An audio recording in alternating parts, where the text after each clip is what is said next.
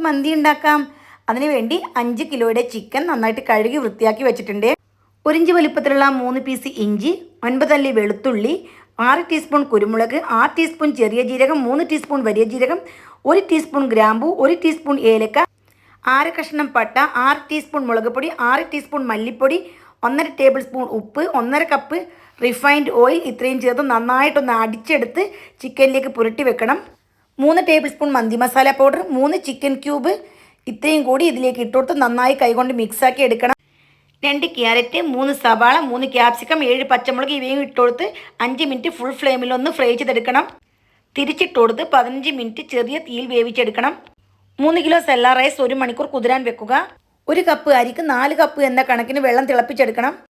വെള്ളം തിളച്ചാൽ ഏലക്ക, ഗ്രാമ്പു, പട്ട, ഓയിൽ, കുരുമുളക്, ക്യാരറ്റ്, ഉപ്പ് ഇവ ചേർത്ത് തിളപ്പിച്ചെടുക്കുക. അരിയിട്ട് 9 മിനിറ്റ് വേവിച്ച് ഊറ്റി ദം ചെയ്തെടുക്കാം.